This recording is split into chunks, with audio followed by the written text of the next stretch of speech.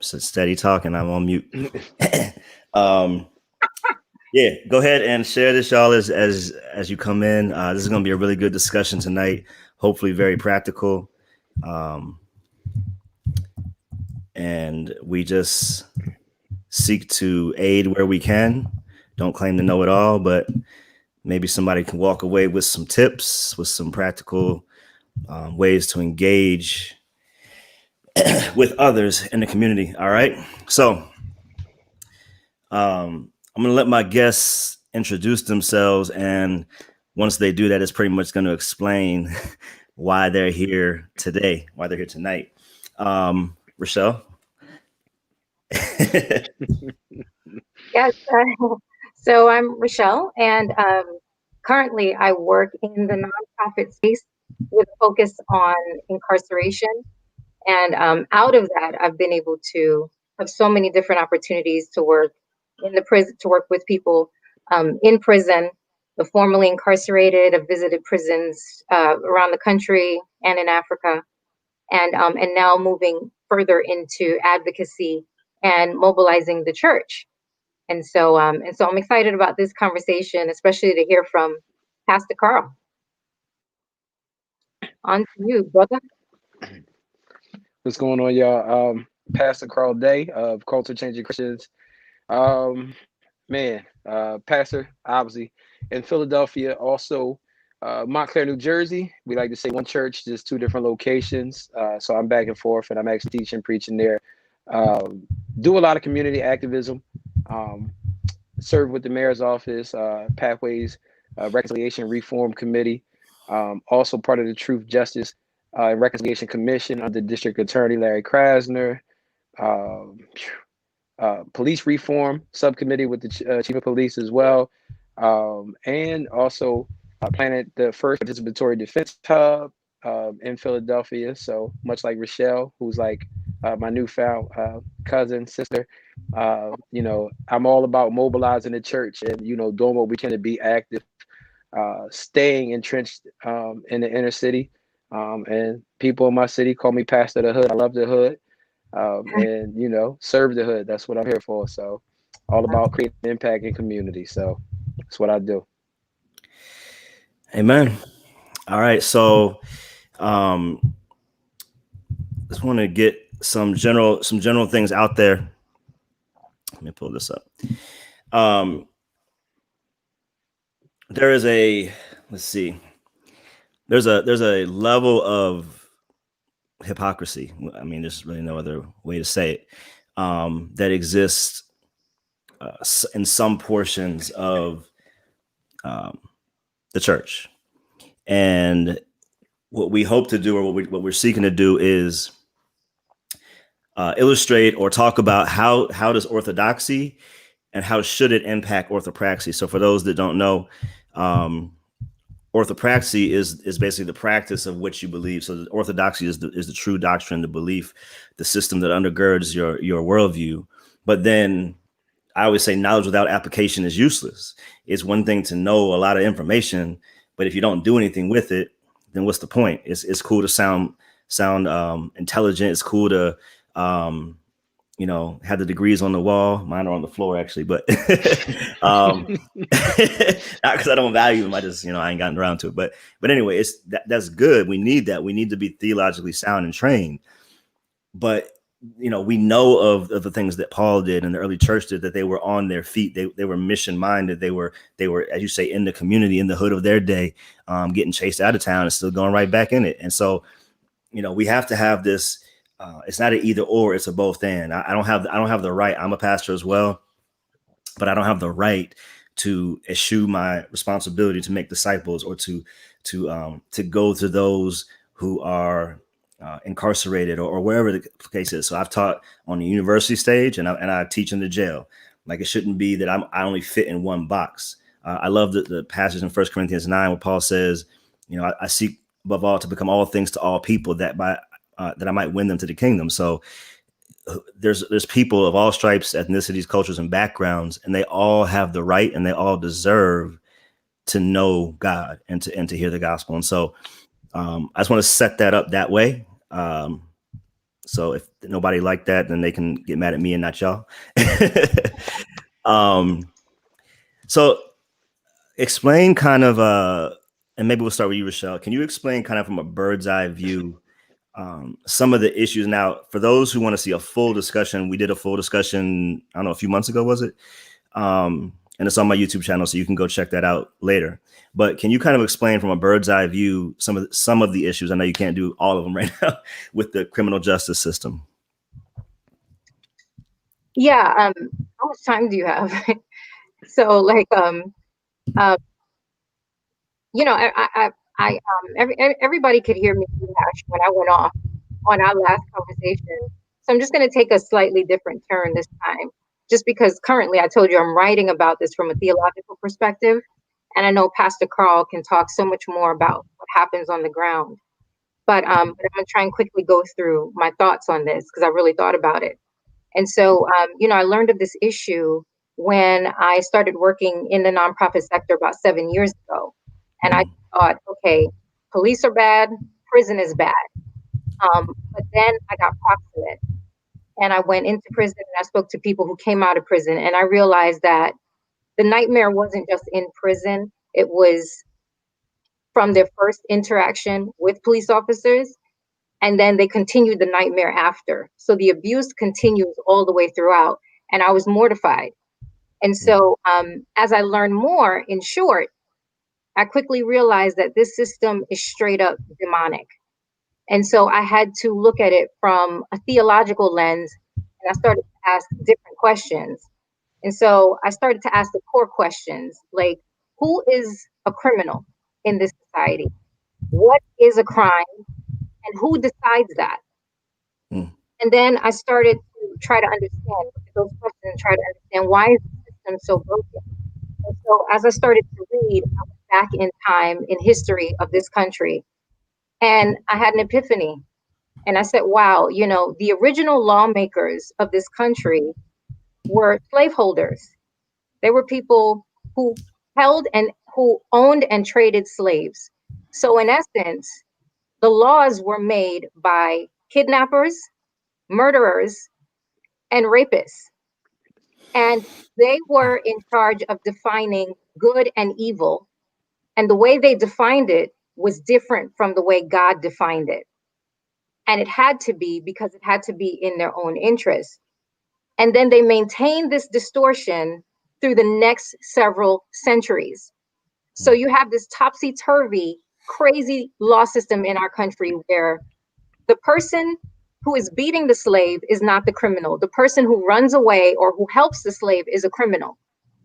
And then in the Jim Crow era, you have the person who sits in the front of the bus as a Black person is a criminal, but the person who lynches a Black man is not. And fun fact, lynching is still not a federal crime in this country. And they brought it to Congress last year, 2020. So, and then you have even further, more recently, you had even differences in sentencing for crack and cocaine based solely on who is slinging it, right? So then what they ultimately did is they were successful in connecting criminality to an identity. And that identity is almost always a Black person, Black or brown person, or a poor person. And that's clearly in violation of so many things in scripture. And so what happened is all of this is undergirded by white supremacy because, you know, in order for you to be higher, you have to make somebody lower, right? So they continue to try to make someone else lower. And in that process, we are so brave. We don't break the laws. Yeah, because the laws were crafted to make whatever we do criminal. And so bring it forward, I feel like if the church recognizes that this is a theological issue, this is spiritual warfare, this is demonic activity, then they will become a Hebrews 13:3 church. And they will remember those who are in chains as if they were in chains, and those bound as if they were bound. And then they can, I hate the term, but rehumanize those who have come into contact with the justice system. And then they would be moved to compassion. And that's why I'm excited about this discussion on orthopraxy. and I'll get off my soapbox. Amen. Amen to all that. There's, like I said, she only gave us the tip of the iceberg. She could go all day on outlining and explaining the nuances that come together to coalesce to form what we now have, which, yeah, we can always say it's better than it was. And I agree, but that doesn't make it all right. And that doesn't make it God's standard. And so, Carl, was there anything you want to add on that, kind of just giving us I mean, do you want to tell a little bit of your testimony as far as your experience, if you want? I mean, Richelle nailed it. I definitely can say, man, I guess I can say I've come to that awakening, with quite a different experience, much like you, Pastor Alex. I've had the opportunity of teaching in jails and giving lectures at certain schools and doing chapel for some colleges. And the difference, I guess I would say, my experience, in my epiphany came while teaching Bible study while being inside jail, being in prison, spending time there. So, really understanding how, jail can, prison can dehumanize you, looking at the food that you eat, and that's a lot of times when we go inside, they kind of shelter you and seal things off. You come on this official visit and they're like walking you just from point A to point B, and keeping things isolated, you know what I'm saying? But man, when you just see how inhumane those conditions are, like I can walk y'all through this thing, man, where, especially in Philadelphia County, brothers are 3 to a cell, and you got to sleep on what they call the boat, and this little plastic, thing that's really shaped like a little rowboat. That's a person that has to sleep practically on the floor. Your mattress supposed to go inside, but you flip it upside down so you can be a little bit elevated from the floor, because the mice that comes through under the doorways can jump into bed with you. So, man, so just imagine being new on the block and you really just got to jump into a cell. Somebody already has bottom bunk, top bunk. So I can go on that stuff for days. But through my experiences in that, I had a chance to really, reach and impact brothers, understand just the condition where people were spiritually and mentally. And I had great mentors and people who continued the journey with me as I continued to equip people while we were in there. And Pastor Alex, I was telling you, man, just about apologetics, man. We'd be in there till 5 a.m. arguing through the cracks of the door. Me and some of the Muslim brothers, like that was our way of entertainment. We'd be sitting there, they'd be trying to make arguments. I'm giving it back out. So, my chaplain in there making sure I'm getting books on systematic theology, all kinds of stuff. And I mean, we was going at it. And I just realized though, at that point of the game, I realized that, we weren't going to argue our way to conversion with people. You know what I'm saying? While apologetics is extremely important and definitely foundational for every believer, I believe, because we have to even account for our faith and be able to stand on it and defend it when strange information try to come across us. But I said, you know what? Inside of there, when I had conversation with people, built relationships with brothers, and I realized their conditions, I realized that there were a lot of youth in there fighting homicide cases, and they never had a chance to really grow up.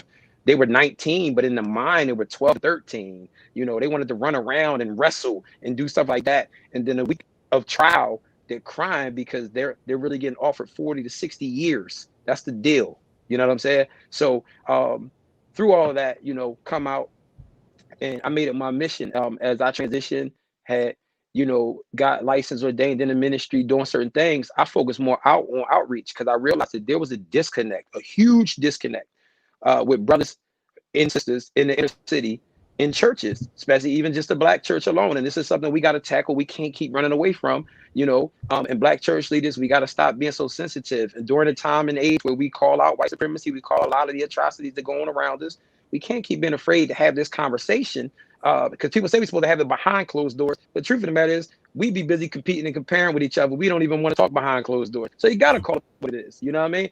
We are missing. We are dropping the ball when it comes to orthopraxy. You see what I'm saying? So therefore, our people see that. They see that we're somewhat divided, that we're disconnected from each other. So nobody trusts, there's so many issues of why they lack trust when it comes to us. So with that being said, I just told myself, I was going to remain committed to becoming that bridge. You know what I'm saying? Going out, meeting the people literally where they were. And it sparked me on a journey to where we actually heavily entrenched with the criminal justice system, share some things with you and Richelle. A few days ago, we talked, and planning defense hubs in churches and city, and trying to really get people to get engaged in the criminal justice system, because so many of our brothers and sisters have inadequate counsel, and actually Black women is the highest rising population in prisons as we speak. And unfortunately, the Black cis, what they call cis straight male, only time we're actually being spoken about, even on a political scale, is in matters pertaining to police brutality and also prison criminal justice reform. So that's pretty much all we've been with. So in regards to what Richelle's talking about, she's on it. And it is definitely a time, and this is our day and age and our moment to actually reconcile those issues and get back to being the epicenter of all things pertaining to our Black community as the Black church. So, I stand with her with so much of what she said, and I've experienced it. I've seen what it looks like to see a criminal justice system backlogged. Like, I'm talking, y'all, just being real with y'all. Like, yo, I man, I went to jail for attempted murder and separate armed robbery, aggravated assault charges. So I fought multiple, violent crimes, considered a menace to society in my city, sitting on $500,000 bail. You see what I'm saying? And imagine going in, and you get in, but you sit all the way in the basement of the criminal justice center, all for them to tell you 3 hours later, 4 hours later, while you down there freezing, sitting down there, oh, you're not getting in, you got another court date.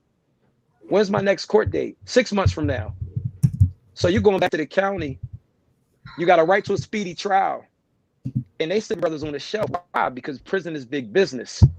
So if we're not locking new people up, we're going to go ahead and bail has become a tax on poor people. So now I have the right to enslave you to a bail in which you cannot afford, because we know you can't afford it. The average citizen don't have $1,000 saved. We know you ain't got $5 grand. We know you don't own homes because of redlining, and we created generations of renters. So you don't got no collateral. Come on, y'all.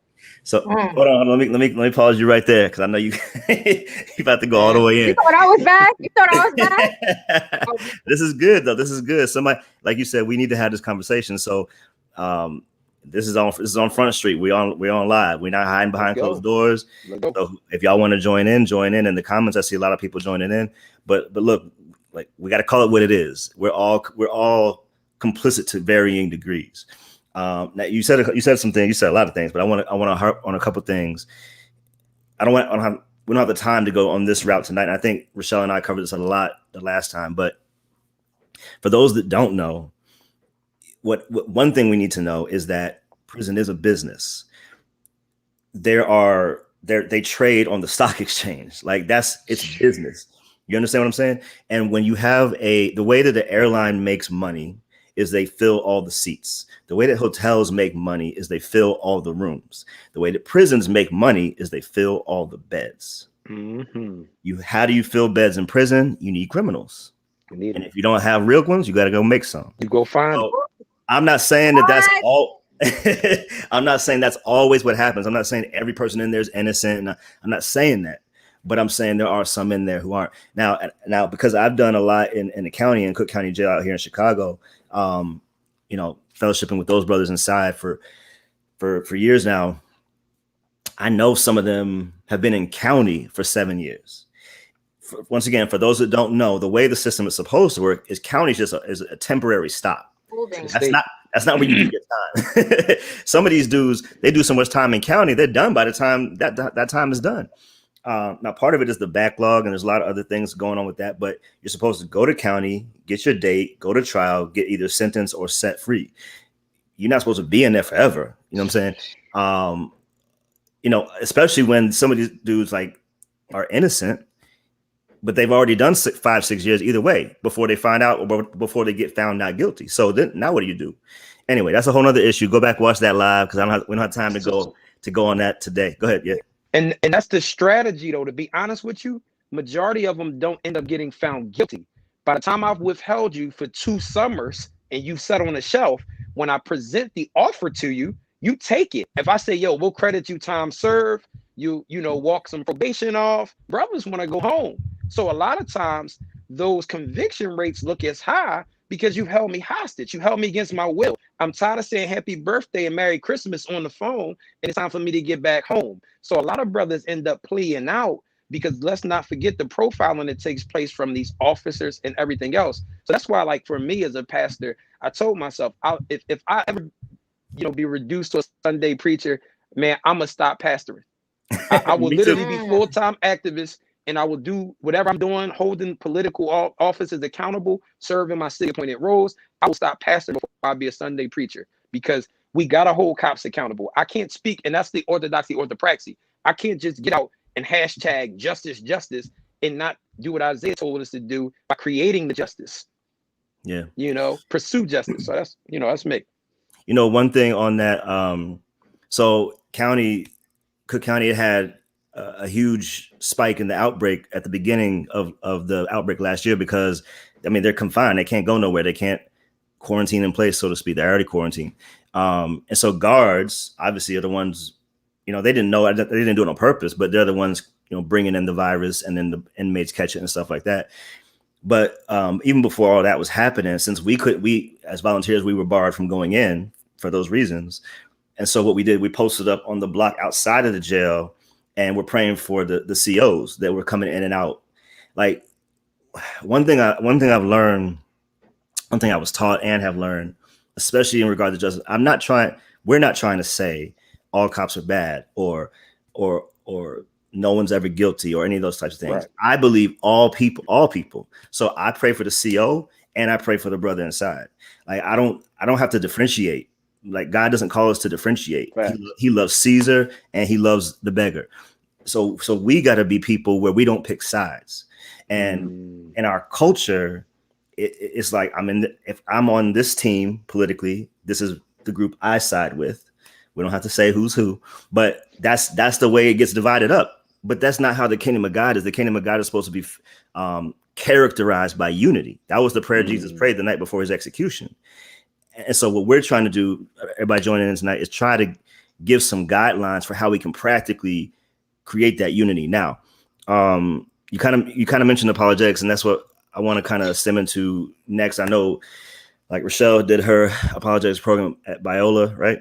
And but here's the point I want to make on apologetics tonight, because I am an apologist. Yes, I trained with these apologists. I got my master's in apologetics. Great. But a lot of times when I share with others, especially when people come to me and they feel like, man, I want to be able to share with somebody, but they feel intimidated because they feel like they can't do what I do. I'm like, stop, like take the pressure off, because this is simply what God's called me to do. This is not for everybody. This is not everybody's desire or goal, but we all do have a responsibility to be apologists in one sense. And that is in the sense of relationship. And we're incarnational apologists. In other words, we have to be in relationship with people who don't look or think like us, and or believe what we believe. And by doing that, then the theoretical becomes tangible, right? It's not just a hashtag, like you said. It's not just a bumper sticker with a scripture on it. It's a real person named Carl, named Richelle, talking to a real person named whatever, who doesn't believe what you believe, but they're going to come to listen to you because of the relationship. Now, when you and I were talking a couple of days ago, you mentioned one of the things you do with your defense pathway is these things called, I think, social bio packets. Is that yeah? Okay. Yep. Now, when I heard this was the most amazing practical thing I've heard in a long time. So can you please share with everybody what is a social bio packet and why do you do it, and what is the impact of that you've seen? I mean, so yeah, it's like a defense movement of people that I've worked with, and nationally they actually created it. I just helped to help jumpstart a lot of these hubs and continue to build on the work. But social biopackets help bring people to life. It brings their reality to life. So instead of just being viewed upon as what you're being currently charged with or charged for, it helps give the courtroom a better picture, a whole picture of who the entire person is, not their particular worst day or worst experience that they've had. And Alex, to your point, that's exactly how we feel with the hub that we had, because we called the best outcomes. just to be clear, no, we don't sit here and say everybody's innocent. We utilize the language of the law because those where the laws have been created, for to favor them, they understand the language of the law, which is why they're oftentimes able to avoid penalties as opposed to those who are ignorant, to the law. So we've learned the law enough to say, guess what? We want justice served. So if a person did do what they did wrong, we therefore hold judges accountable because there's maximum amount of time period that you're supposed to give or allot to a certain individual. And we bring people inside courtrooms to hold those judges accountable and let them know the community is watching and see them. So you don't give the first time offender 25 years when the minimum guideline says that you really could have gave them 4 years. And we watch people do and give illegal sentences instead of, just reading a book about it. We get active. So anyway, the social bio packet helps really document every bit of responsibility, who this individual is, what is it that you do, what does your educational background look like, as you're getting ready and preparing for this day in court. Because the vast majority of people, we know this, that are currently incarcerated, waiting trial, don't have money for private counsel. They don't even have money for bail. Let's just use common sense here. You know what I'm saying? So with that being said, the defenders, and I've learned this by working, again, close side by side with the chief defender of Philadelphia, Kara Bradford Gray, awesome woman of the Defenders Association of Philly. I've learned these myths that even we've carried out when I was running the streets. We thought, oh, public defenders don't care about you. No, a lot of these people care. They're overworked. Mm-hmm. And the truth of the matter is they don't have the capacity to get to know you one-on-one. So yes, it's common practice that they'll probably meet you 30 minutes before you have to go to trial and say, give me your best rendition of the story here. Don't really have ample time to do strategy. This is how overburdened the person is who's sitting and waiting trial in those county jails. So yes, they'll hear your story for about 15 minutes of that. Then on the flip side, they'll say, this is what they're offering. And this is what you can face if you lose. So now you got a choice to make. You got about 10 minutes to yourself to make a choice before you actually go in front of a judge. So now you're at a great disadvantage because the judge has no clue of who you are. Your public defender has no clue of who you are. So social biopackages help fill in those voids. You know what I'm saying? Somewhat like mitigation work. And now that defender can be able to access this, which shows your father, which shows, hey, man, you even belong to a church because now there's letters from people in your church. Hey, these are past letters from your previous employers. These are people who know you and are speaking and attesting to your character. And it speaks even more values when some of them people are willing to show up on your behalf. But again, here's a prime opportunity, very practical stuff. But all the church has to do is truly act on what they're professing they care about. You know what I'm saying? So if we want to build and fight the justice system, get to know the people that are right outside of us. And we love using these inner city terms and all that kind of stuff. And we're planted right there in the inner city, but we lack the relationships, as you were saying, from an apologetic standpoint. And we have to build those relationships. And again, it's a prime opportunity. So yeah, social biopack, it allows you to get into people's lives. And I'll even say this and then shut up. But, even through that, when we start asking, people's situations, circumstances through some of this process, because we've gotten to know people, we've got people resources. So, okay, you're here maybe for DUI. This is your third one. Let's find you an inpatient and outpatient treatment service. So now as you do this, by the time you go to court, have your day in court, you're able to show the judge that, listen, you went through the proper, necessary measurements to show that you're tending to the issue that you have. You probably started to build some type of fellowship with us. You built some relationships and everything else, so that now the judge has a lot more to go off of when it's time to judge you. Because many people make villains out of the judges, but if the judge just sees you by yourself and they see your charges and they don't see community people around you, they got to render judgment off of that. Obviously, nobody cared enough to show up for you in court. What does that say about you? Yeah. So, It's a lot to it, but we gotta engage it. Man, it's a mouthful. I know, and in my personal experience, even being a youth pastor, former youth pastor, I know I've written letters for kids when they were going to court, but I didn't know about social bio, but I was just doing it like, what can I do to help to kind of speak that he's not what he did or what he's accused of doing. But what I think is so important in that is you're humanizing people. They're not a number on a paper. And that is the connection that God, if we're creating the image of God, we have to start there. Everyone is human and deserves basic humanity. The respect that comes with. it doesn't matter about your socioeconomic class, your culture, ethnicity. That should not be the determining factor. And do you deserve to be treated like a human? Right. I remember one case, it was what was it, like a possession case or something. And it was me and my friend. We was at some party in high school, I think. And, we got arrested. Now, there's the other thing, because everybody will say, well, when something happens, like, well, that was that officer. You know what I'm saying? I mean, the only way you can compare it is if that exact officer has a white guy and a black guy he arrests, and then we see how it plays out. Okay. Anyway, we got arrested by the same officer. So the test case is on point. And it wasn't like a big thing. So he went to court first, and they gave him 50 hours community service. So I'm like, okay, cool. So I'm going in my day. I'm going to get 50 hours too. So when I walk in, thankfully I was able to afford a lawyer, and my mom was with me. That the lawyer comes back and says, yeah, they're going to make a deal for 30 days in jail. I was like, what? Now he's mixed, but he looks white. So I'm like, what? 30 day jail? What are you talking about jail? It's not even that serious. And what if I didn't have anybody with me? I'm like, man, I can do 30, you know what I'm saying? It's not that, but now I have a record. Now, once you have that record, it's hard to get away from it. It's almost impossible.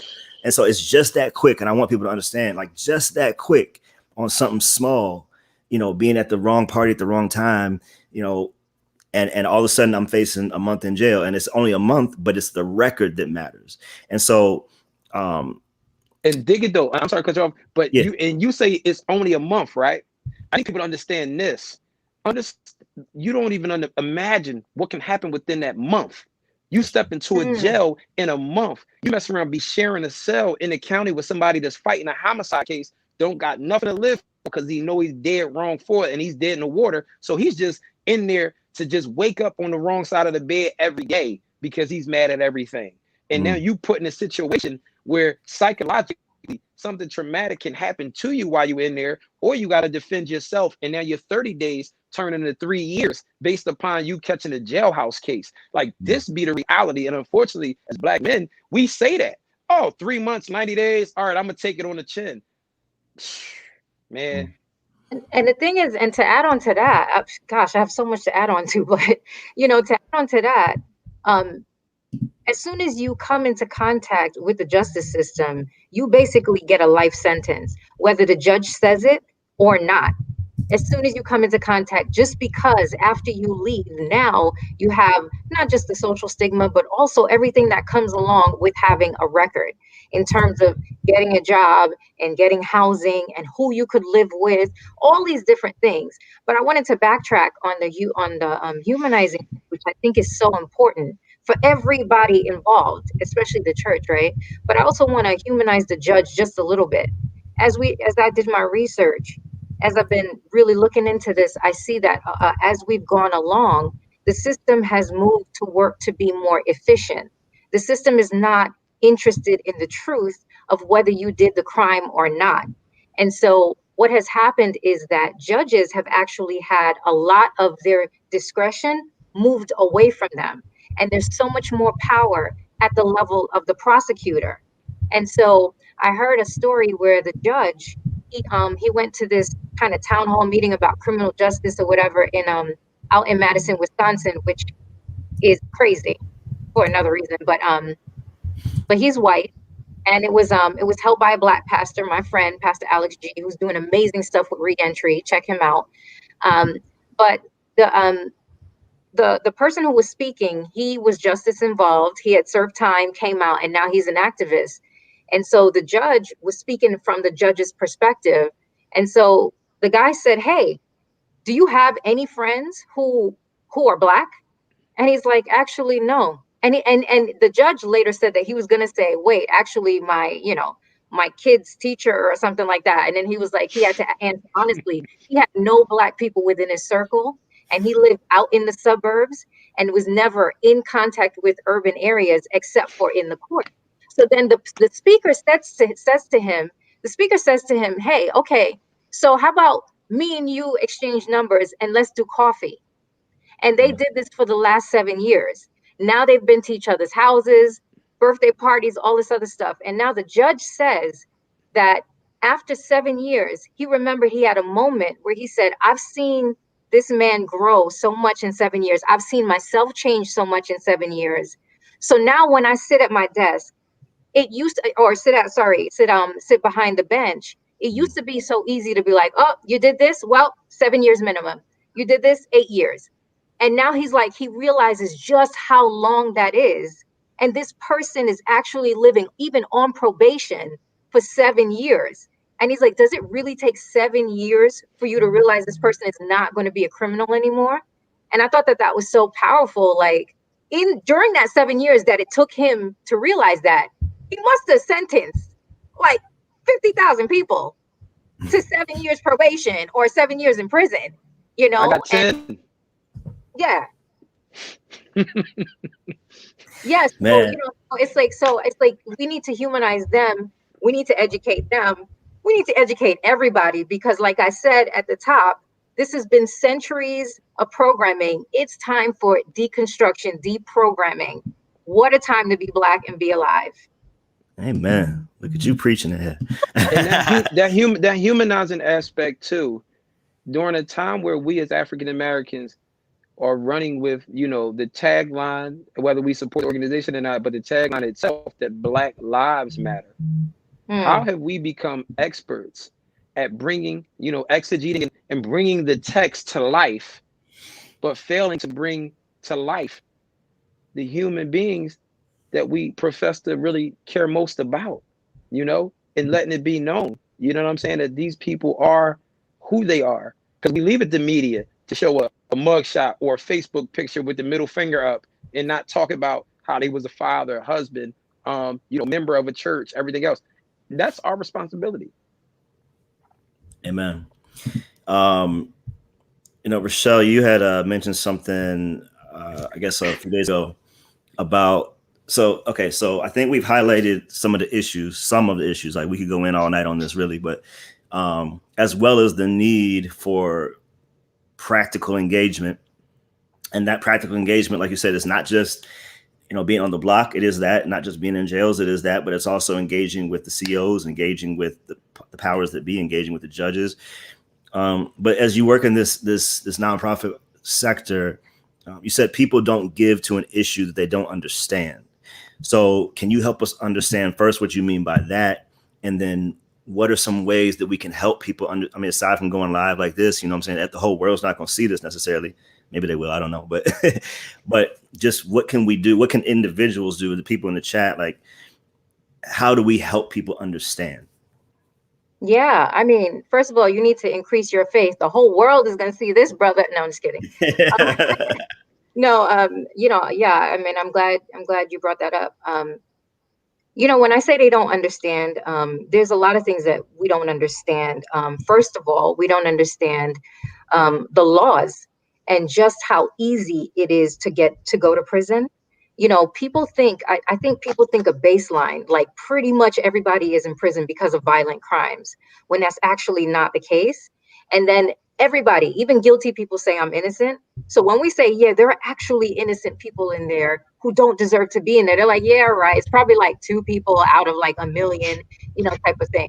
So just how easy it is to get in, like the whole system, I think they don't understand. And then the process, even if you are guilty, the process of your public defender, as Pastor Carl was speaking about, and the judge, and even how much discretion is in there. So when you don't have resources, right, then you get the worst case scenario.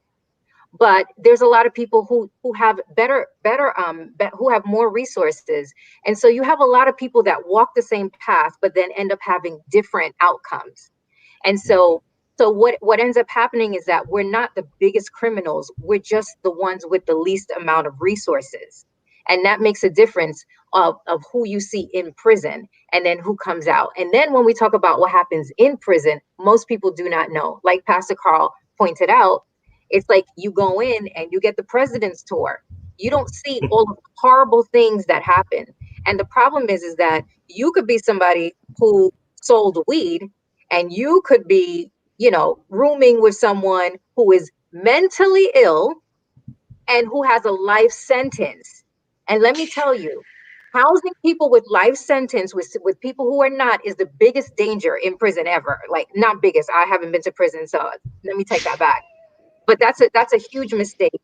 And so, and Pastor Carl pointed out what can happen even in 30 days, much less 3, 10 years, etc. And then we have the disaster that of when you come out of prison and all of the roadblocks. And it's not just physical roadblocks, like, like you can't, most of the time you can't vote and you can't get a loan to go to school and all these different things. But then also mentally, because they're telling you that you are now a second class citizen, which is criminal. And and throughout all of this, if you can't vote, you have just gone through the worst system of your life and you can't even vote to change it. You can't even speak into that system, but you can still pay taxes. You So, better. so exactly. Or you go back, right? And so I think that when they don't realize just how horrible it is and just how horrible you are not for getting caught up in that system, then I think they just kind of think like, okay, well, they're where they're supposed to be. They'll come out, everything will look all right. Well, it won't. And then also, lastly, I don't think they understand how much of it takes a toll on the community at large. This is a huge suck of resources. Like, people don't understand that you pay for your ankle bracelet, your monitoring. You pay for those things. JPay, all these different things. Paying for these things in prison, phone calls are about 100 times the amount of a regular phone call. You think your bill is high when you get it from Verizon. Imagine. And these are from poor people. And then some of these prisons are 4 or 5 hours out of the city, out of where people live. And so their family has to take time away from working to go and see them. So it's a drain of the men, and now more increasingly the mothers in these communities. It's a drain of resources, all these different things. And what's crazy is that, look at the social bio packet. There's a lot that we can actually do to stop it. So it's terrible. And also, it's actually something that we can actually change. There's a lot that we can do before they even, enter into the system. And so, so that's why I'm like, if we get educated on it, and also we realize, like I said, this is a demonic issue. We need to bring Jesus for the bringing down of these strongholds.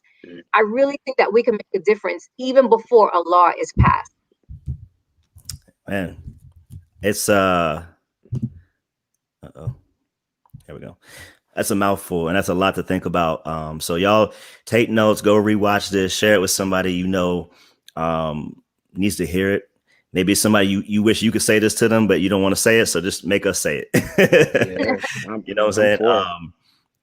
I'm looking at some of these comments, man. Like this is one of my brothers. He's a pastor down in New Orleans, and just thinking about this reality. Pastor Drew? Yeah. He said, let me. I forgot to pull the comments up. Hold on. He said, where was it? Couldn't vote for a while and still can't carry a I couldn't firearm. vote. Yeah. And what'd you say? I see it. Troy, you said system. how much bail they try to give you, Troy? I think he said like 1.2 million or something like that. Yeah. I can't find it right now, but yeah, man, it's just to have a proper perspective on the reality of what people go through, what real human beings are dealing with. And let me see here. Yes, we need to shout these things from the rooftop. Let me ask this. Obviously, like to do the work that, like, okay, so you're in a nonprofit, you're raising money, or you're with groups that are raising money and that type of thing. And Carl, you need money to do what you do. Obviously, we need resources in order to affect real systemic and pervasive change, right? That's just the way the world is. Me and my church, we send some money to this pastor that I connected with in Pakistan, and we're helping them kind of, not necessarily in the criminal justice, but in trying to, it's not safe. It's not the safest place for Christians. So we're trying to support them because the government there won't support them. Even when they were handing out COVID relief, the way they do it there is the government says here, like, we have this, like, kind of like a stimulus check sort of thing, but they prioritize the Muslim households first. And usually by the time they get to the Christian households, there's nothing left. So there's a lot of injustices in different parts of the world for different reasons, but all of it is wrong and all of it is antithetical to the kingdom of God and the gospel of God. And so we do need resources. Everybody needs resources. As you highlighted, Richelle, some people just happen to have more resources than others. The way the scales are currently leaning, I'll just say white evangelicalism still controls the majority of financial resources. However, they, not all, not saying all, but to a large degree, they seem to have this kind of relational disconnect or sometimes even indifference towards complete, we'll call it complete because they don't like social justice. Let's say complete justice, complete biblical justice, specifically with regards to minorities. And I don't know, I'm not saying this to say they're all racist or that this is all even intentional. I'm just saying because of some of the reasons that y'all have highlighted, there is a disconnect because, as you said, that the one who 7 years, like that's how they got to know somebody else that didn't look or think like them. Relationship is a real genuine thing. It takes time. It takes conversations. It takes arguments. Sometimes it takes learning about somebody, not talking at somebody.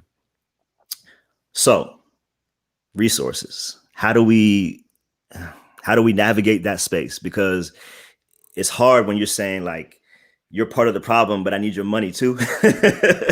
And it's not that we don't have any money. Black community has plenty of money. We just have to be better at how we allocate that as well. So let's talk all resources from all sources, from all avenues. What do y'all think, or what have you seen work? What's working in your lane? So and I know Richelle's a resource expert, so I'll save my little spill and get out her way. But I'll be honest, I feel like, first and foremost, what we need to do, because I like to focus on what we can control, is realize that this really won't require a bunch of resources. I'll be honest with you. We have to start to shift some of, what we're investing our human capital, our people, our volunteers into, and realize that to some degree we're kind of majoring in some of the minors. The block party is cool, bringing the moon bounce out and giving out backpacks and cupcakes and water ice or whatever else you serving, in the little, community basketball game is cool. But we have to start to really be intentional about building those relationships first, because you can get the resources and still don't have the connection to community. And guess what? People still don't want to open up their life to you. So now you've just taken, and I'll use this term for lack of better terms, what people call it, but you've taken white dollar and you still can't produce because you still have no connection to your own community. And that's part of the problem. So like the free stuff is get out there, really build with people. You know what I mean? Really understand who they are, understand what's going on, understand what's at the heartbeat of what's going on. Because I mean, majority of the stuff that we've done on the ground, first and foremost, was free work. I've gotten people within my churches to do court watching. What day is your day off? I need you to spend time in this particular courtroom. It's public access. So you just in there visiting the courtroom. You have every right to be in there. We need to start to assess what type of judges aren't moving right in our community. We need to spend time talking to the brothers outside, because these things is where for the voiceless, for those who may not be able to vote, we need to hear your experience, because now we have the power to vote. So when these judges go up, they get 10-year runs, 10-year seats.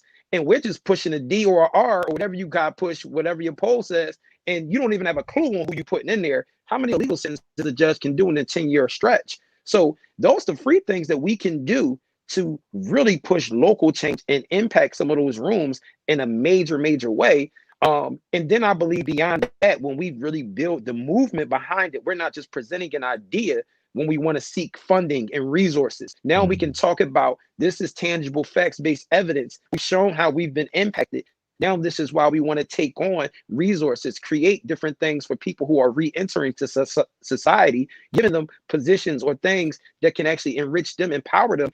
And beyond that, what I've done in times past was leverage resources to actually assist those who were in prison, because that's part of our gospel mandate. Man, we should be looking out and taking care of those who are held captive. To Richelle's point, phone time is extremely high. So now a brother has to choose between talking to his mother and the time talking to his kids' mother, talking to his children, and then the phone time is gone. You know what I'm saying? And beyond that, you're trying to make things happen for your lawyer, for your attorney and all of that, and tell people what to do and instructing them on how to play so that you can go ahead and get your freedom back. So we've went ahead and allocated funds to helping and really journey with brothers and letting it be known that we don't want to take away from their family because they have children, they have women, their wives. We want to be able to support you. We'll send commissary to you every single month. You know what I mean? We can send up, you know, and Pastor Alex, no knock towards global missions, but you know, there's a lot of churches that are disconnected and don't even have that real connection to the global mission aspect that you may have. And you know what they do? We gonna keep it real here. I'm gonna keep it real, at least while I'm on with you. But folk will go ahead and, you know, they want to brush some heads for 7 days and put a few spoons in some people's mouths because it's easy, it's safe to do global mission for a week and do that as the highlight and play it before your church when it's time for offering, but don't want to do the domestic missions. And it's like, this is part of domestic missions. We can be sending funds monthly, but as Richelle said, there's a stigma, a negative connotation that comes along with it where people makes the assumption that everybody in there is actually guilty for what they've done. Like you said, Pastor Alex, you've been in county jails. They're still innocent till proven guilty. Why are we already treating them like they're guilty? You know what I'm saying? Making these assumptions that however they got convicted, they must have had enough evidence on them. No, some of them guys were just tired of being tired and said, just give me whatever y'all gonna give me. So we can help them out. Send $40 a month to an inmate so that can take the burden off his family. He can at least know that he can go to the store. That's what we call commissary. You can go to the store and grab yourself some food or some snacks because you're living and surviving off the snacks because you're not surviving off the food, the garbage that they feed you. So those things, you can help a person psychologically and be at ease on that level while their family still fends for themselves. So for me, I think it starts with us doing the free work, being committed to the free work. And I think we can bring forth the evidence to it when we want to kind of cross those barriers, but we can't just keep blurting out, you know, regurgitated information we're reading in the latest book on racial injustices and then call ourselves trying to push white guilt on the white church as well. You know what I'm saying? And say, this is what you need to do to help us. Like, no, actually do the work, build a pattern of consistency behind you and show them that this is what we're really doing. That's me. That's good, man. Build a pattern of consistency. I love that. I love that. Richelle, you want to add anything on there? I just want to add about 20 things. Obviously, obviously, I'm in this space and I have, you know, quite a bit to say about it. So, so people are looking to get involved, especially in a nonprofit space generally, then, you know, grab your pencil, your pen, or your laptop or whatever. I'm watching the replay. Exactly right. But I just wanted to say from the top that just in terms of the whole conservative, you know, tough on crime, etc. Like I said, we've been brainwashed for a while, so it's going to be an uphill battle to change the narrative, because as of right now, those leaders, it's you know, this is intentional on their parts, and so they're looking at their constituencies and they are trying to convince them, even if they have a small ounce of compassion for our communities, they want them to understand that they are in danger. We've seen what Trump has done and said to the suburban moms, they're going to come in and they're going to do this and that. So they feel unsafe. And they don't know, some of them don't even know differently. They know they can know differently, but they don't. And they've also convinced them that this is a zero-sum game. So even when you see certain organizations that are in this space, they're not necessarily interested in tearing down these systems. They're interested in being nice slave masters. So, you know, and I have to be honest, like, it just makes me upset when an organization only wants to go in and, like Pastor said, brush some heads, do a Bible study, and then be like, good luck, I'm out, I'm going to my family. You know, like that I think we should be, you know, beware of. But I wanted to just quickly address the last comment. You know, I definitely don't have, you know, the answers, but I can attempt.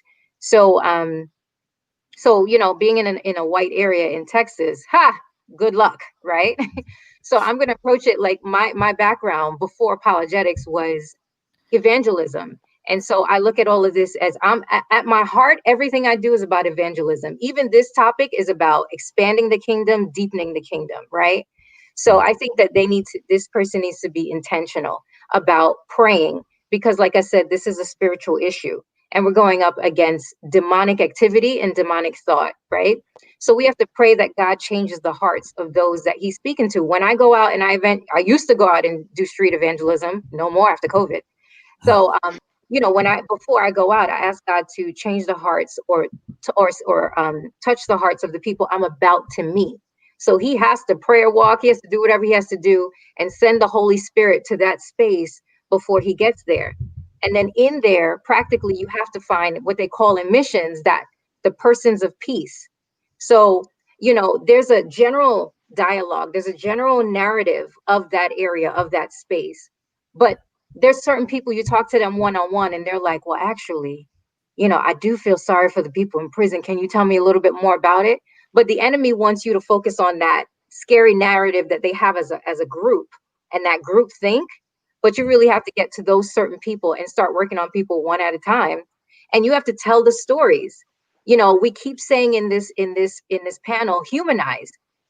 People just think of the nameless, faceless criminal who's walking out with your TV. But if you tell him about the person, and tell him about these heartbreaking stories that are completely unjust, and say, what if that happened to your son? What if that happened to your daughter? So you have to tell those stories. And who used to tell stories is Jesus, right? Stories really work with people. But for the larger audience on a practical level, I think we need to make it clear there are so many entry points to this to getting involved in this sector. So first and foremost, if you don't want to do anything else, at least be an advocate and talk about it. If you heard about this tonight, talk to somebody else. You could be the one that sparks the fire with somebody else, even if that's just not you. And then you can vote. And when I say vote, I'm not talking about the president, and I'm not even talking about the Senate. I'm talking about at the local level. We live at the local level. Yep. So find out about that. And then all these organizations, I work with organizations, and one thing they need are volunteers.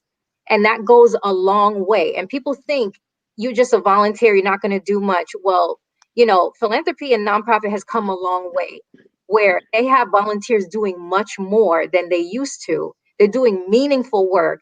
And that actually allows them to do more. Thank you. That actually allows them, or I should say, you're welcome.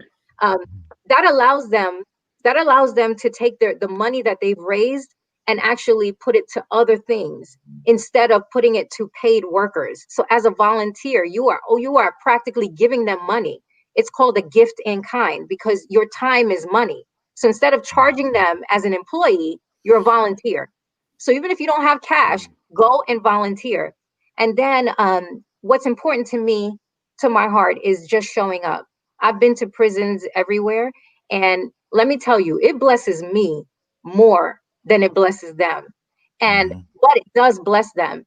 And I'm telling you, like when you just show up, especially for people who don't have family, can show up, or family that just gave up on them, even around the holidays. Think about it.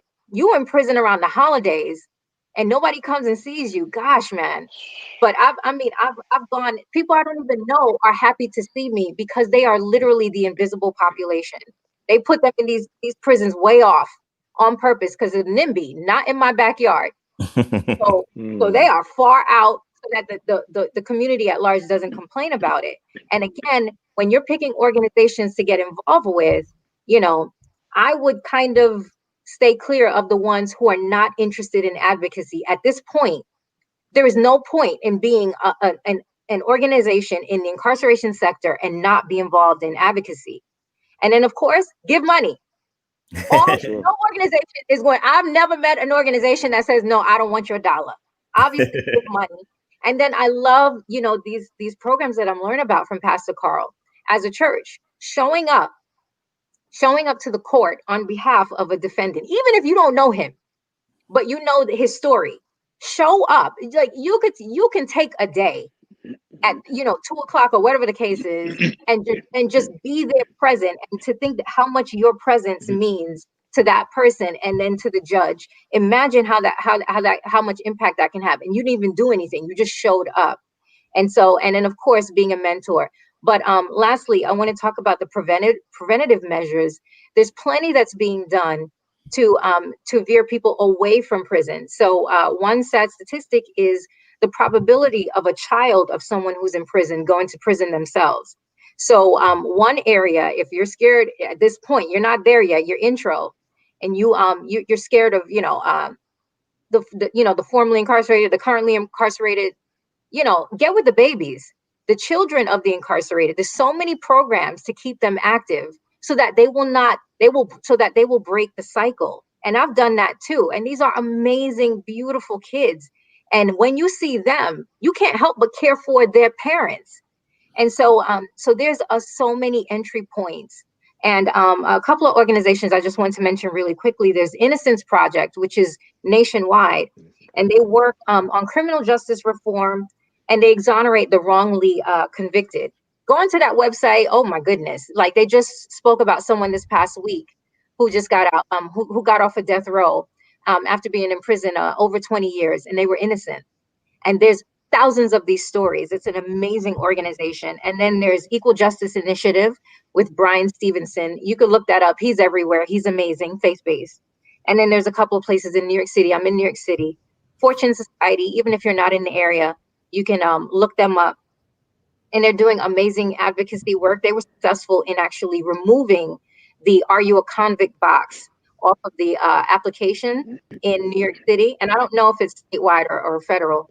And lastly, there's a Exodus Transitional Community. It was started by my friend Julio Medina, and he was formerly incarcerated, doing amazing things in Harlem. I mean, I could go on all day. I think contact Alex or whoever for my information. And my blog is Apologetics in the City. You can contact me through there as well, and I can give you a wealth of resources of how you can get involved. Amen to all that. I want to throw one thing. Okay. I just wanted to Richelle's point and to the brother who had the question. Just a very, very practical way. If you do have someone who genuinely wants to become an ally to it, you're saying it's majority white space, and you want to kind of educate them on what's going on, just from very practical standpoint, because we know how to do this as churches anyway when it comes to missions. We do stuff like, hey, I'm going to adopt a family for Christmas. Well, this is what you do. If you're a Black pastor and you're serving in that area, go find a family that's currently going through the criminal justice system. And what you do to the person who wants to be an ally to the issue or have a better understanding, you both can do this together and say, we're going to adopt this family, meaning that we're going to find out where they are in the process. They're at pre-trial conference hearings. They're still awaiting trial. Get a background. Find out, okay, who is this young brother or sister that is currently incarcerated? Get to know what kind of home they come from. It gets no realer than that. You know what I'm saying? Now you get an understanding. We've had, retired older white educators who will come through our hubs, work with people, and they spent time in courtrooms, getting to know families, and spent time in courtrooms, seeing how arrogant judges were, seeing how obnoxious ADAs, assistant district attorneys, were, trying to give overlapping charges, lacking grace, compassion, empathy, all of that. And guess what? They now, because they've been personally going through this journey with you, if they truly want to get to know it, they'll take it back to their communities, and they'll be the best source. They'll be the word of mouth source. No, I went through this. I spent time with a real family with this pastor that's in the city. You know what I'm saying? And I've got to see it firsthand. We have to do something, so it gets no simpler than that. Amen to that. And I say, on that note, it's not real till it's real. It's just a byline in a newspaper, on the internet. It's not real till it's real for you. You know what I'm saying? Not that you have to go in the system, but like knowing a person who's currently going through a situation, then it's real. It's not just something theoretical. And like, I was, before the pandemic and before the school shut down, I was working at an elementary school in the inner city, and I was a social and emotional learning mentor, K through 5. Now, all of my prior 15 years of youth experience, I've been working with teenagers. But sometimes, by the time they're teenagers, it's like, it's a hard nut to crack. You know what I'm saying? Here's something on a very, very just think it through level for everybody. And I've tried to use this as a really baseline example when I talk to other people, in different groups. Think of the state of mind that a person has to get to rob a bank or kill somebody or even shoot at somebody. Like, just pause for a second and think, what would it take for you as a human being? Where would you have to be in life to say, you know what, this is my best option? So we don't have time tonight to talk about the entire economic background of all this, but we kind of got a hint at it, because the belief by some is like, that's just those people, or that's just what they do over there. But that's not reality. If you want to, we talked about a little bit redlining. So environments are created. No person, if you give them an architectural plan and a choice, would say, you know what, I think I'm gonna build a project. Nobody chooses that. Like, that's not the first option. So why do they exist? Like, let's take some steps back. And I'm not trying to say, oh, it's everyone else's fault. I'm just saying, think about the conditions, think about the environment, think about the defunding, think about the lack of resources, think about the what's in those communities, what types of businesses are in those communities, the upkeep of those communities. Put all of that together. Then you add to it, you're taking a lot of the men out of the homes. Now you've created unstable homes, just put all this together, just logically. We don't have to have a deep sociological class on this. Just everybody can think this much through. What do you expect to come out of that? Ugh. Like, what are we expecting? We're expecting everyone to come out the hood and go to Harvard. Like, why would that doesn't even make logical sense. So it doesn't mean they're bad people. And we're not saying everyone who does something or is accused of something is innocent. But what I am saying is, if you do make it, man, more power to you, because you survived. You survived. You didn't. It wasn't like I grew up in Virginia in the suburbs. Thanks be to God.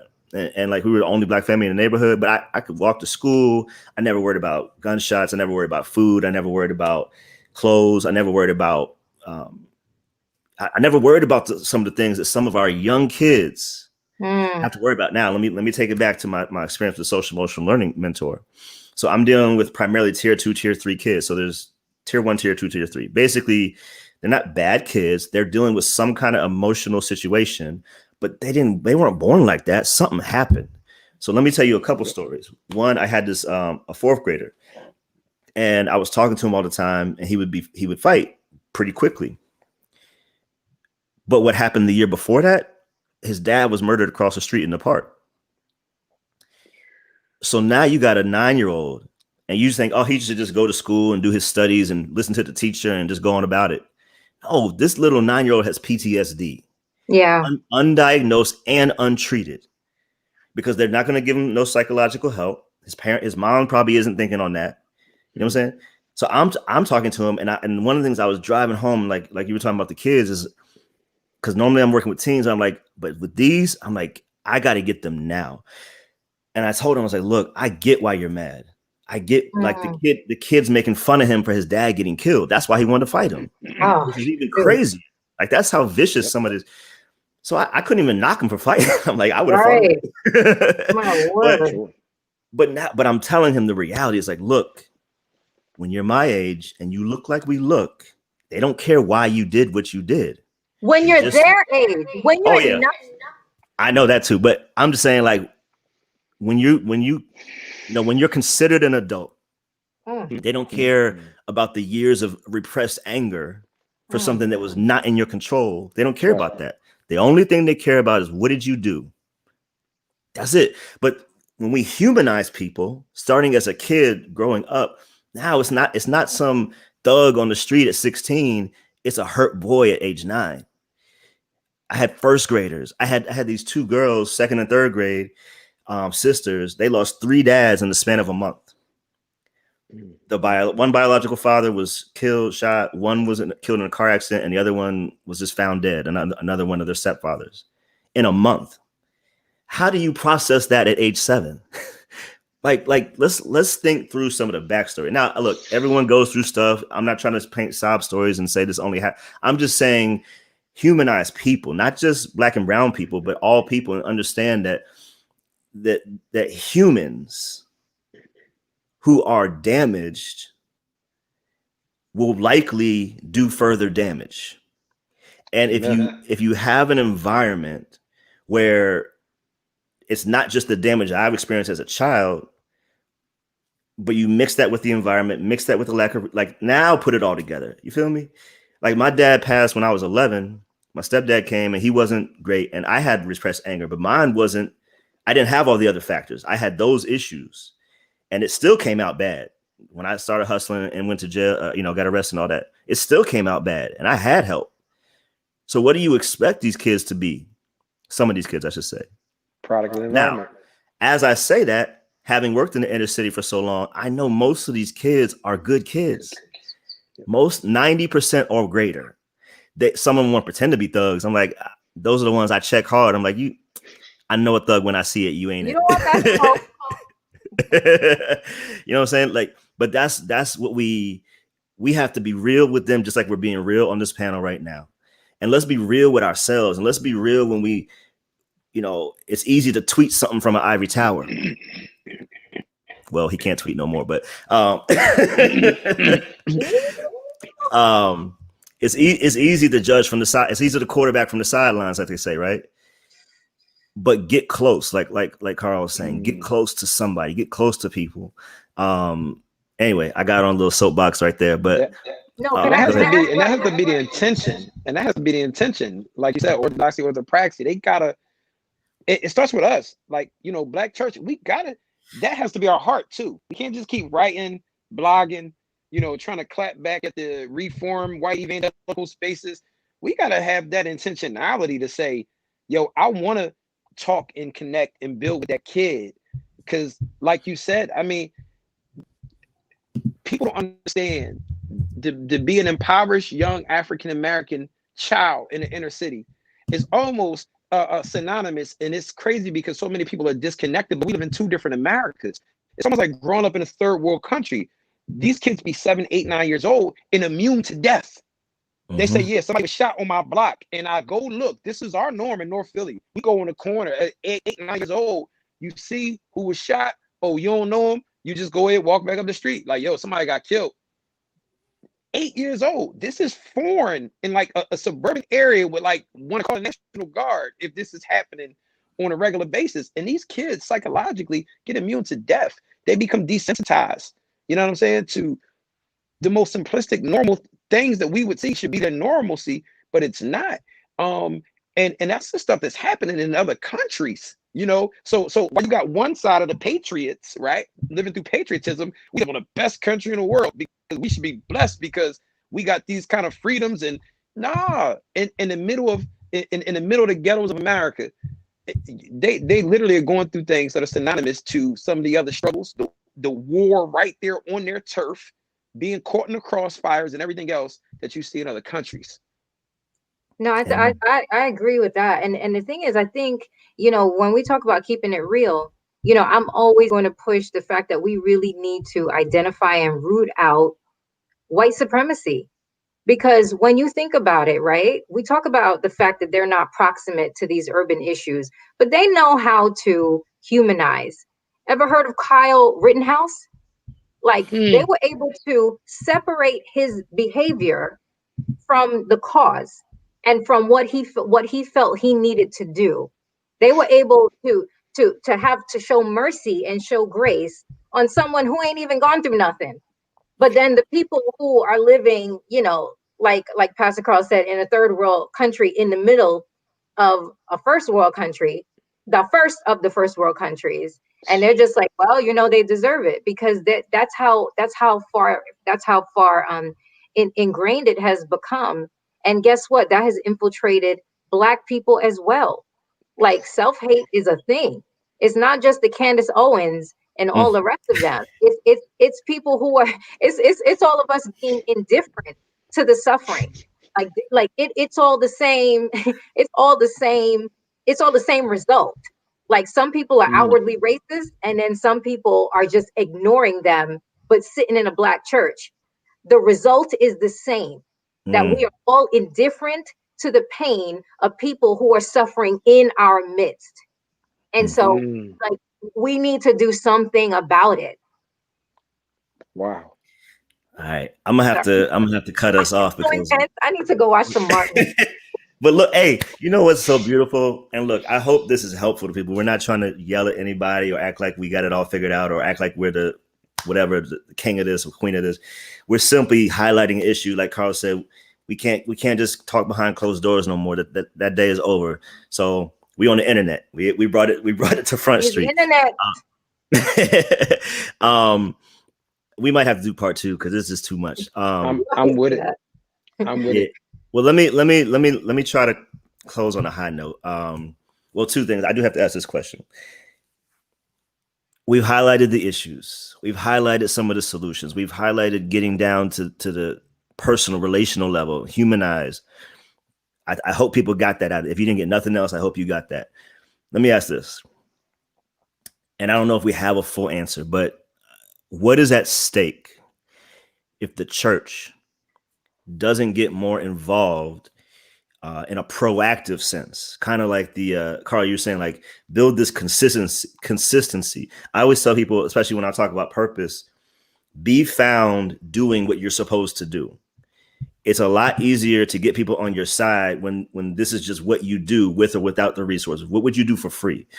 And a lot of times I do everything for free. That's just the life that we live. I told somebody the other day, it's like, I can count on one hand the number of months and 15 years that I've been paid to pastor. That's a whole nother lie. Anyway, so what's at stake if the church doesn't get more involved in a proactive sense? And I'm not just talking about Black church. I'm talking about the church, or at least with a mindset towards prevention. We can't keep having, iron on t-shirts and, that can't be our only response. What is at stake if we're not proactive? I would say everything that we believe community is supposed to stand for is at stake. Politically, community-wise, the family structure, people's faith, dignity, and identity is all at stake if the church at large doesn't go ahead and be proactive. If we continue to do 50-year-old tactics, 60-year-old tactics as means of activism, listen, I pray all the time. Don't call me for a prayer walk.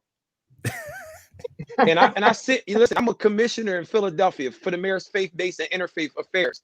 Y'all walk and pray. In the meantime, there are people we got to build with. There are people we got to build up, because our people that are out there, even those who are perpetrators of the crime, the inner city crime that we have to tackle too, you know what I'm saying, that takes place within our communities, we got to address it too, y'all. We can't keep dancing around that. They're suffering an identity crisis.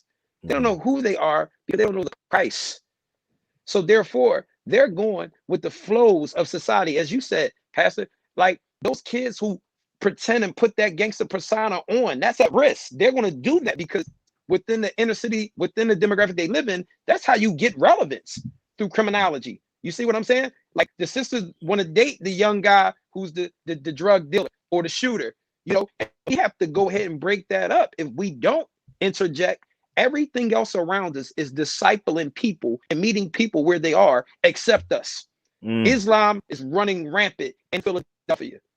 Run street culture, run jail culture, and it will meet you. We'll swoon up the sisters, and all of a sudden they're taking shahada as the days go by, and it being somebody's fourth wife.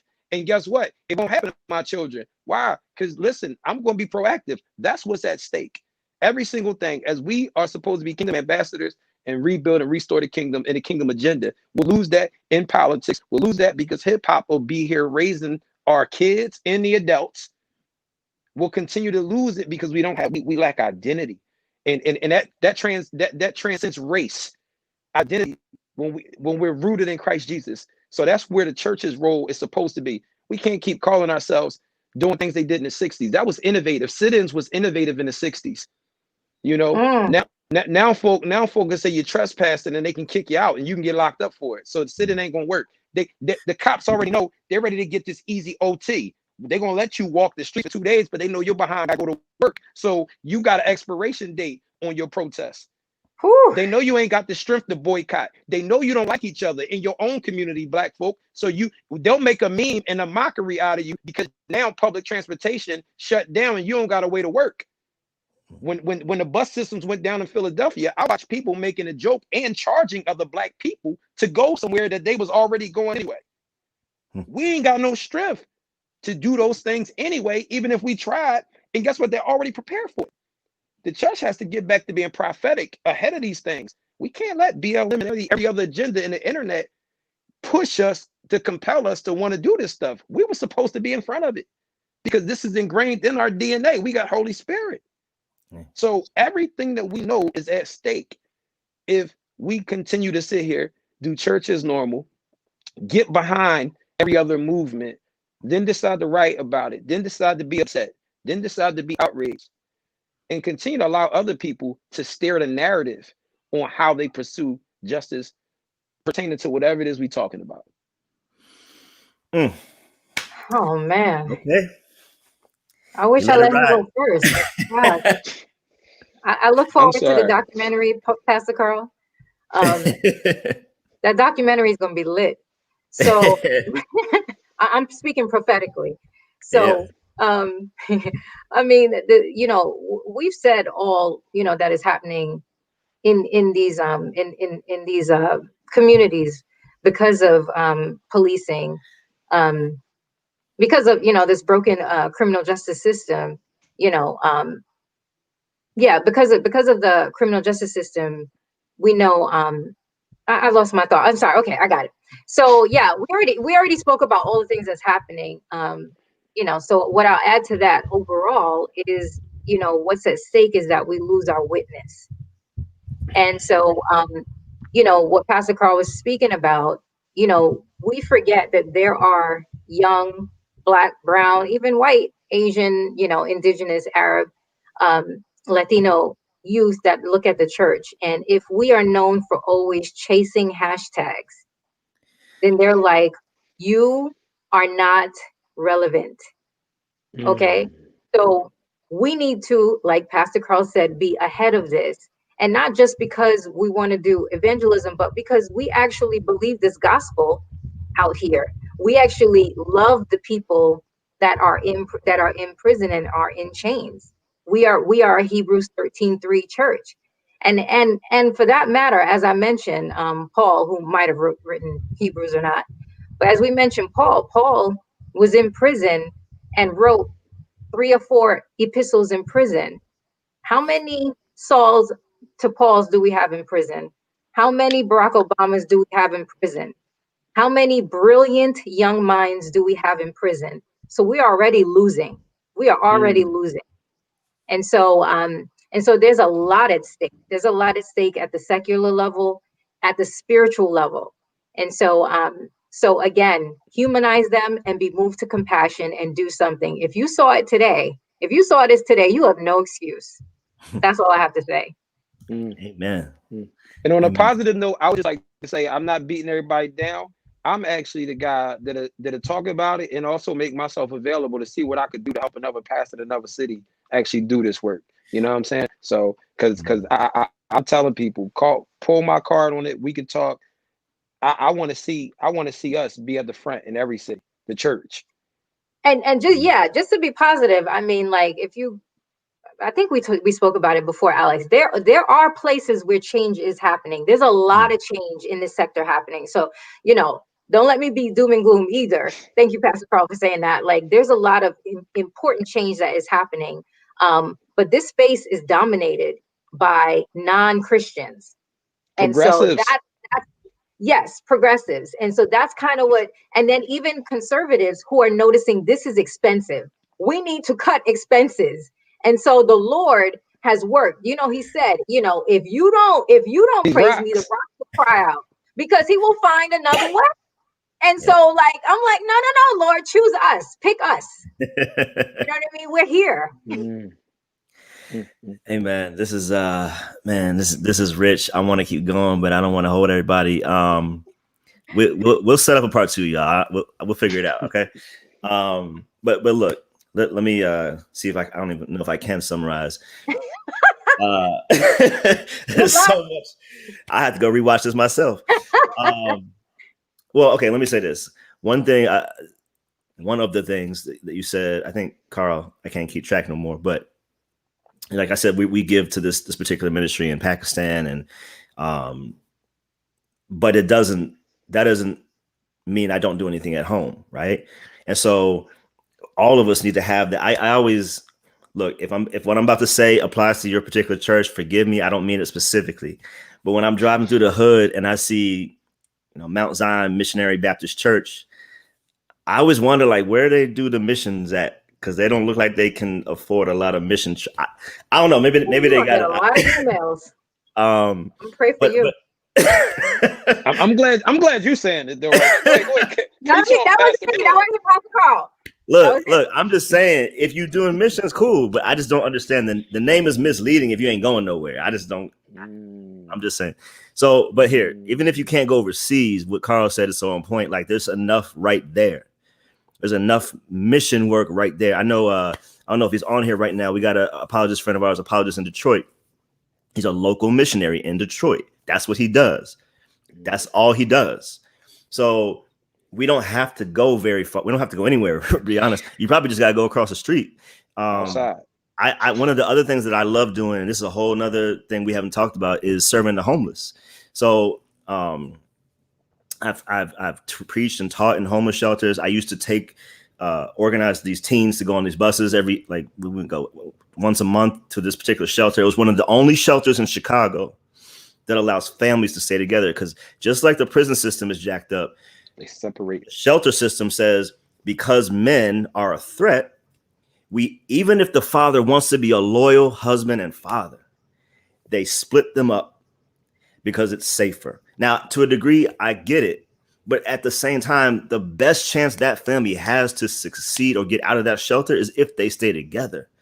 So now you've made another hurdle.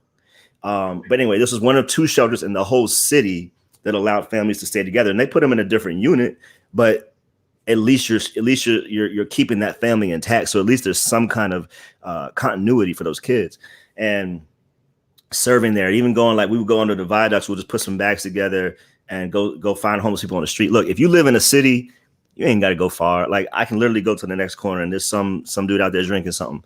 I think we miss opportunities because, to be honest, we're not always humanizing people. Like, you could say, oh, that's the wino on the corner. No, that's a human. That's a human being. They're off track. They're not living right. But how will that ever change if no one talks to them or helps them or does something for them? So be like, I think this was Gandhi or somebody, but it's still applicable. Be the change you wish to see. Start doing what needs to be done. I've been done, but I'm done listening to people. If we're talking about an issue, even if you're 100% right, if you're not doing anything, I've already stopped listening. Like, I need receipts. If you can't tell me what you're actively doing, I don't care if it's just a little bit. If you're just talking to one person, you're helping one person, you're disciple, whatever, you got to be doing something for me to even hear you. Like, I don't have time. I don't have time to raise my own family, raise other people's kids, try to do this other stuff, and like, I don't have time to just talk about stuff. So if you're going to talk about it, be about it. That's how I've been with my book readings. I don't want to read a book from somebody who ain't doing the work. I'm sorry. That's just where I'm at. I'm sorry. It could be brilliant, it could be brilliant deep. I don't care. So that's where we're at with it. Y'all can rock with us or not. That's your decision. But if you come in and here, you're gonna have to have some receipts. You know what I'm saying? Like, it's the time that there's too much at stake. And my pastor used to say this all the time. There's too much at stake. And you don't have to be a millionaire. You don't have to be a guru. You just got to be willing. You just got to be willing. So that's my soapbox. Any final words before we get out of here? Well, I just wanted to say, Pastor, just to save you in case they say, oh, he quoted Gandhi. Like, you give them Jesus, right? Do unto others as you would wish them to do to you. Do for you. You know what I'm saying? And that's it. Like, that's how you be the change that you want to see. Do for those people. If you was in their shoes, you probably had that story that the wino had. What traumatic experience led him to overindulging in alcohol and put him in those circumstances. You would want somebody to try to figure it out. So, great word. And thank you, man. I've been zoomed out on a lot of meetings and a lot of panels and everything else. And I've been paneled out. This has been like amazing. This has enriched me. I appreciate it. y'all are amazing. Pastor Alex, thanks, man, just for doing what you do, and just all that you are to the kingdom. I appreciate it. And Richelle, you too. And Appreciate you. Richelle, you stuck with me, Richelle. Gladly. I mean, this has been such a blessing to me. Thank you, Alex, for putting this together. And Pastor, yes, I'm happy to be stuck. I just, You next wanted door. to leave off with, I wanted to leave off with, what I keep saying. Remember those who are in prison as though in prison with them, and those who are mistreated, since you are also are in the body. That's all I have to say. The word. Amen. Amen. We're going to leave it there, and we will let y'all know. Stay tuned. Watch on my page, and we'll let you know when session 2 is about to come up. All right. Until next time, peace and get active. Amen. Amen.